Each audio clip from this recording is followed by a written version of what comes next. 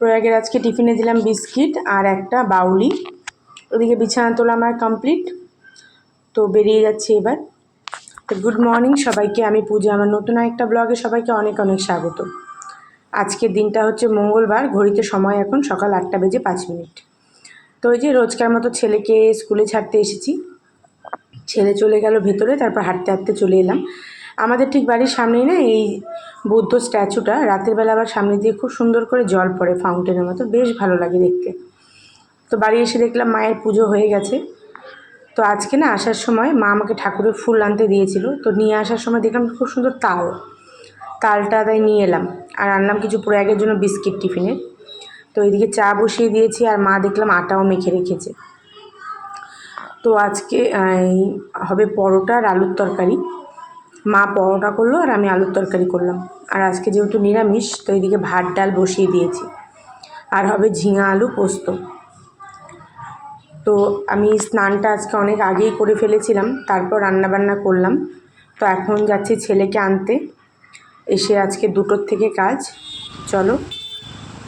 অন্যান্যবার কি হয়, জন্মাষ্টমীটা অনেকটা দেরিতে পড়ে, তারপর না আমরা তাল পাই না। তো জন্মাষ্টমী না গেলে যেহেতু আমরা তালটা খেতেও পারি না, তো এবার যেহেতু অনেকটা আগে পড়েছে জন্মাষ্টমী, সেই জন্য তাল পেলাম। তো আজকে নিয়ে এলাম, সন্ধ্যেবেলা তালের বড়া বানাবো।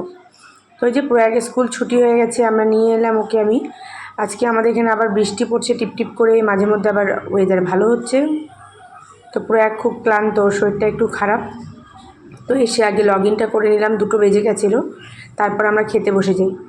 খাবারে আজকে ছিল ডাল, আলু ঝিঙে পোস্ত, লেবু ছিল, কিন্তু আমরা তো ডাল খাইনি, সেজন্য খাওয়া হয়নি। আর তারপর খাওয়া দাওয়া করে আমি কাজে বসে যাই।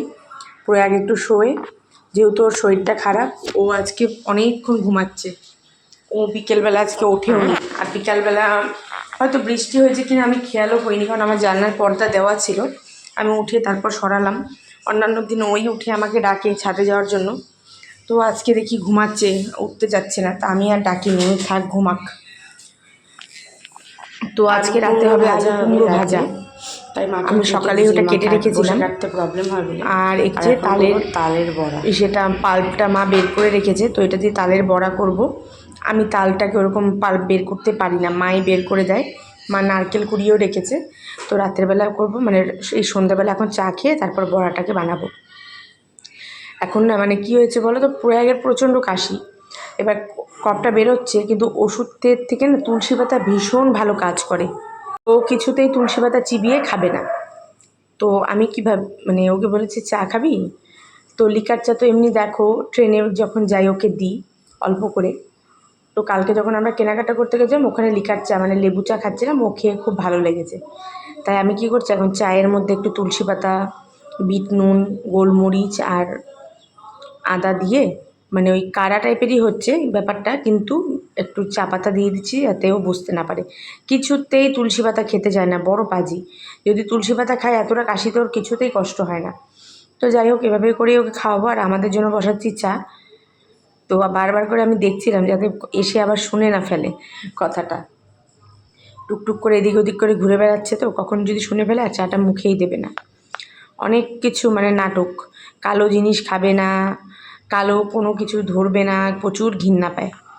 তাই তো বলি, দেখবি তোর কপালে কালো বউ জুটবে। আমার মা আর কি করে বলে, আমার শাশুড়ি মা বলবে তোর কপালে কালো বউ জুটবে, দেখিস তোর এত কালোতে তোর ঘৃণা না।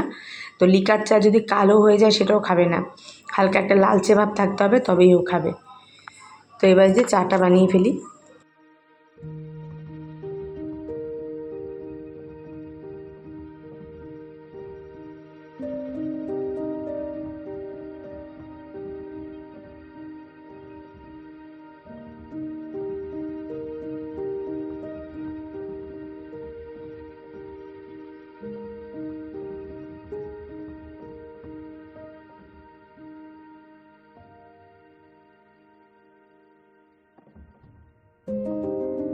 এখানে মা নারকেল কোড়া এনে দিল। আমি নারকেল কোড়া দিয়ে ময়দা, সুজি, চিনি দিয়ে তালের পাল্পটাকে মেখে নিচ্ছি। নারকেল কোড়া অপশনাল, দিলেও হয় না দিলেও হয়, দিলে বেশ খেতে ভালো লাগে, সেজন্য দিচ্ছি। তো এদিকে বড়া ভাজা বসাবো, আর তারপর চাটা খাবো। চাটা আমার ঠান্ডা হচ্ছে, তো এক খেপ বড়া বসিয়ে নিই। তো এই যে তালের বড়া হচ্ছে, গ্যাসটাকে স্টিম করে দিলাম আস্তে আস্তে হওয়ার জন্য। এখন অনেকগুলো আছে। এদিকে চা করেছি, মা চা নিয়ে গেছে, আমারটা আছে আর বাবারটা আছে। আমার তাল ক্ষীরটা বেশি ভালো লাগে বড়ার থেকে। তালের যে দুধ দিয়ে দিয়ে সুন্দর একটা ক্ষীরের মতো হয়, আমার বেশ ভালো লাগে ওটা খেতে। কিন্তু আমাদের বাড়িতে মানে আমার ঠাম্মা মা খুব বানাতো আগে। তো এখন তো মনে করো তালের সময় যাওয়াও হয় না, আর গেলে পরে খাই, কিন্তু আমি বানাতে পারি না তাল ক্ষীরটা। আর আমি কোনো সময় চেষ্টাও করিনি। এখানে কেউ মানে এই বাড়িতে কেউ তাল ক্ষীরটা সেভাবে পছন্দ করে না। ওই তাল ক্ষীর করলে একার জন্য অতগুলো তাল ক্ষীর করে কে খাবে? আর আমিও এখন মিষ্টি খুব একটা খাই না, তো যার জন্য মিষ্টির প্রতি একটা সেটা ভালোবাসাটা কমে গেছে।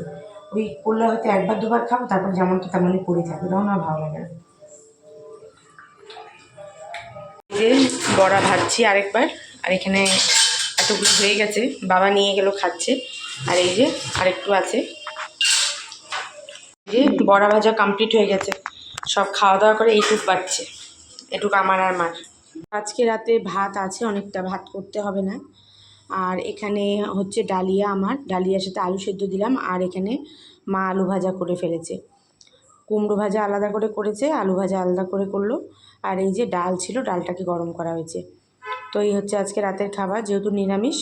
আর আমি ডালিয়া খাবো শুধু আলু সেদ্ধ দিয়ে। আর এখানে আমি না প্রয়াগের চাল ডালের কৌটোতে চাল ডালটা দিয়ে দিচ্ছিলাম, কালকে বুধবারও নিয়ে যাবে, সকালবেলা খেয়াল থাকে না বলে। আর এই হচ্ছে আমার খাবার আর ছেলের খাবার। অনেক দিন তো চিয়া সিড খাই না, তাই আজকে একটু চিয়া সিড ভিজাচ্ছি, কালকে চিয়া সিড খাবো। তো এই যে কাজ সেরে উঠলাম, রাত্রি বাজে 11:20। কালকে আবার স্কুল আছে, এবার তাড়াতাড়ি শোয়ার ব্যবস্থা করি। এই রাতের মানে শিফটটা হলে পরে শুতে শুতে বহুত লেট হয়ে যায়। তো ভিডিওটাকে এখানেই শেষ করছি, ভালো লাগলে অবশ্যই লাইক করো। দেখা হবে আবারও নতুন ব্লগে, ততক্ষণের জন্য সবাইকে গুড নাইট, টাটা। সবাই খুব ভালো থেকো, সুস্থ থেকো।